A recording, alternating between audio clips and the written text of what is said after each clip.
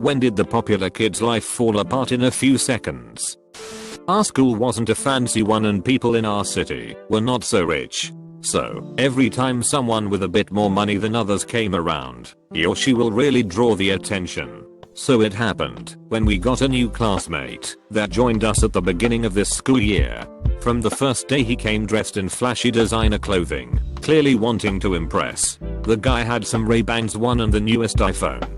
The whole package screaming back quote I got money. This way, he really made everyone else interested, and it didn't take much until the guy became quite popular in our school because he really stood out from the others. He wasn't the nicest guy around however. He made fun of people who were packing lunch telling them they are too poor to afford buying real fun. I bet all the hard-working mothers would have felt a bit insulted by that remark. He would also make fun of our clothing because we were wearing some fancy brand. Despite all this nobody really confronted him because even though he insulted most people in school, those people still wanted to hang out with him because back quote he seemed so cool. All of them were blinded by the glitter. I could see through his lack of substance however. We were sitting in lunch one time and he kept on making his lousy jokes. So, I thought I'm going to just go with it, and I have continued asking him, bro, how come you have all this money and all this cool stuff? I asked while acting surprised. I couldn't care less about his guxy shirt. How can we be rich like you? I was sort of expecting him to say that his parents are rich, which was the most obvious thing to say, but I wanted to emphasize to him that he wouldn't have anything if it wasn't for his parents, so he should be more humble. However, he seemed quite hesitant to give a straight answer and his attitude changed. He told me that I'm too curious and that I will get hurt. His impulsive reaction surprised me. The others around felt intimidated, so nobody asked those type of questions again. As time went on, he became more and more popular, getting invited to all the parties and getting most gorgeous dates in our school. Everybody knew him now, and for some weird reason people showed him respect, even though he was acting like an uneducated teenager. One day when we finished our classes and everybody was walking out of school, there was a cop car standing at the entrance. I saw the back quote rich kid being taken by the police that day and everyone around noticed it as well, so they started gossiping about what could have happened. For the following 2 days he doesn't shop up to school. Things are becoming quite interesting now. On the third day the teacher told us what happened. She told us how this kid was suspected of selling drugs to youths. The police didn't have much evidence on him, but he will be put under surveillance and still be granted access to education until his trial is coming up next month. Everybody was in shock. Myself not so much. I sensed it was something off from the start. The following week he returned to school, but this time not wearing the usual flashy style. Most of the students that used to hang out with him were avoiding him now because they were afraid to get into trouble. Other ones were simply disgusted with the way he played us and lied. There were no more parties now, and no more dates. Also, I heard that his parents, who turned out that they are not that rich after all, remortgaged their house to pay for their son's lawyer. That money was apparently put to good use because it kept him out of juvenile detention center. Technically now it was proven that he was not guilty. If you ask me, innocence cannot be defined by lack of evidence, but I'm not the one with the law degree. In spite his back quote innocence and the verdict, he couldn't redeem his reputation. In a way, I guess he maintained his popularity, just not in a good way. Now he was just a popular hypocrite marked by hubris. Like any other school, ours had a bully as well. It was this one Abe tough guy that claimed that he took to bodyguards one night at a party. He quickly became popular after that story. For some reason, he was also really popular with the girls too. I guess he knew how to lie really well. Everybody in school kind of respected him. He used to talk a lot and not do much, but it worked out for him. He also had this arrogant approach, especially with newer students. That fall it was the birthday party of one of our classmates and we were invited to this venue. Everyone from class was invited and we really had a good time. We stayed until late, and when it was time to go, we decided that all the boys are going to walk together back home instead of taking the taxi. We grabbed our coats, said goodbye to everyone, and we went on our way. It was after midnight and we were a bit dizzy and talking big. Our classmates started shouting that no one is better than him or something crazy like that. Some of us told him not to yell so loud, but then he retaliated and yelled even louder. He was just trying to prove a weird point, that he's more alpha than the others, so it would make him feel appreciated and popular. We let him do this thing. We were walking for half an hour now, dark alleyways, blocks, shadows, no one around. The city was dead. You could hear the echo of our screams, and it felt like a good night. Moments later, going through a dark alley, we encounter 5 men with hoodies on. The space to pass through was narrow, and they were blocking the access. We stopped and stared at them. There were 7 of us. There were 5. Good odds, I was thinking. Plus, we have our school hero. Let's see what he can do. The 5 guys approached us and told us something like that was too late to be walking around. They stepped forward. Our classmates stepped back. I could see our tough colleague looking back at us. I was ready there and then.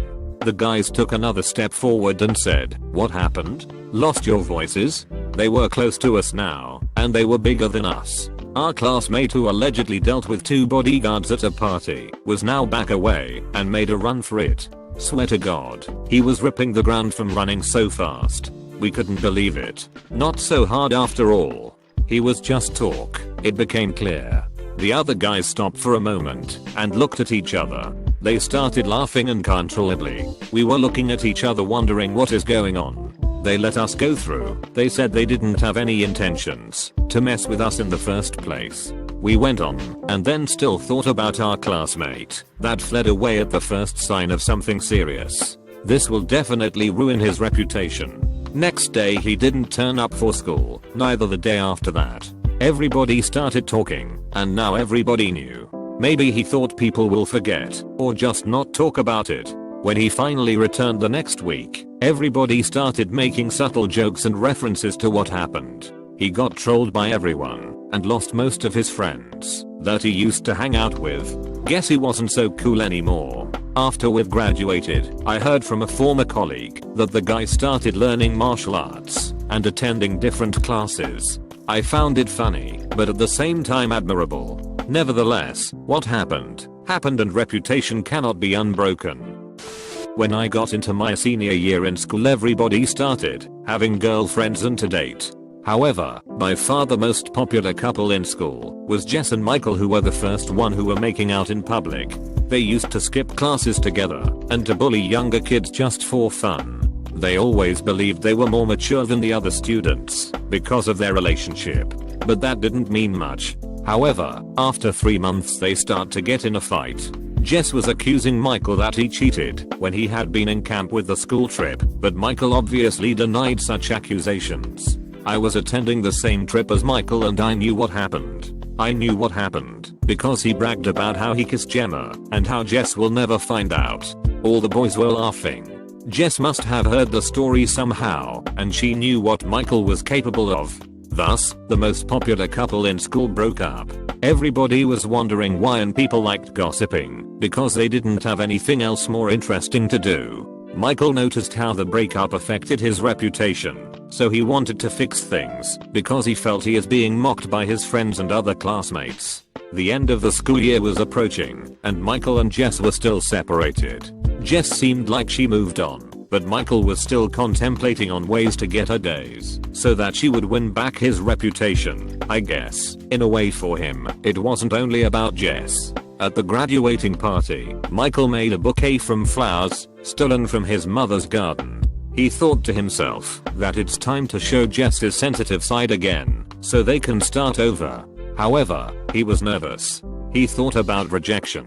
What would happen if she would say back no in front of everyone? What if everybody will laugh? They shouldn't laugh, he thought. I'm a popular student, he said to himself. Jess will return back into my arms and everybody will applaud. Regardless of his motivational speech, he needed more to go through with the plan. So, he called most of the boys before the party to drink.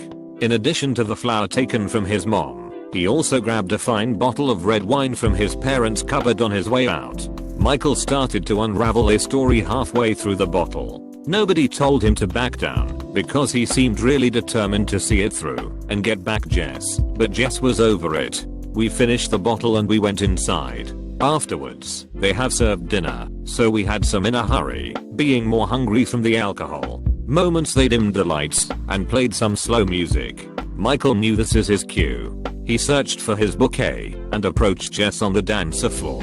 His steps were wobbly from the wine and his stare was unfocused.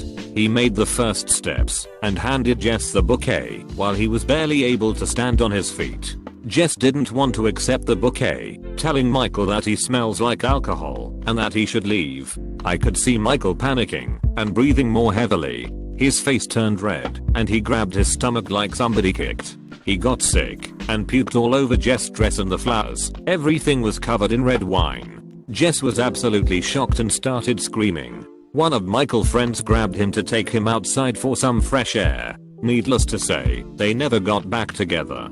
However, I think Michael got what he was after. At the end of the day, he only wanted to be popular. He sure is popular now, but maybe not quite the way he imagined it.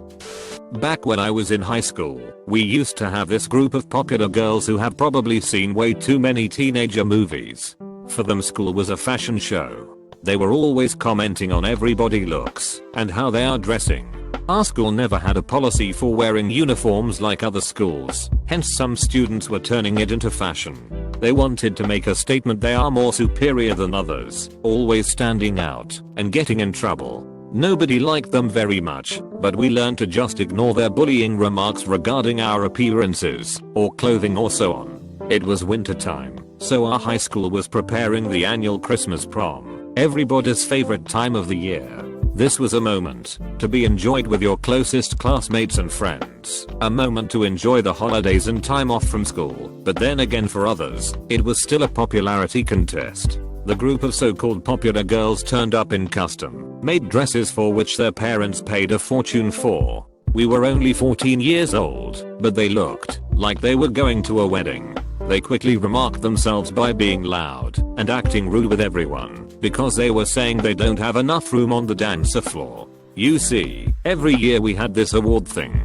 I can't even remember how it was called. It was just another thing to get the students hyped up about the prom. As it turns out, one of the girls in the popular group won this contest in the last years. She was the so-called princess. So, she did. She ended up winning the popularity contest somehow. Nobody cared too much about it anyway. However, people started paying attention when she went for her trophy and raised it above her head. In that moment she lost balance and she tripped as the heels that she was wearing broke. The tight dress didn't really help her either to regain balance. As a result, she dropped the trophy. Everybody was silent for a second, then started laughing. The girl on the stage started throwing tantrums, blaming her stupid heels. I guess she just wanted to seem like a classy lady, but it requires more time to grow up that way. Her moment of glory was ruined. The other popular kids at the party pull out their phones and start recording the whole scene. They wanted to save this glorious moment. Couple of guys in shiny armor rush on the stage and help her stand up. The trophy was broken and the girl was barefoot because she couldn't walk on her heels. She was taken backstage, and that was all that we have seen from her that night. After the Christmas holiday, we started seeing her again in school, but this time she was alone. Her friends didn't want to sit with her during lunch because that incident made her lose her popularity amongst the other girls of the popular group. The ironic thing is that from then on, nobody invited her to prom anymore, so she didn't turn up for the events in the upcoming years. Just like Hollywood fame, high school popularity doesn't last.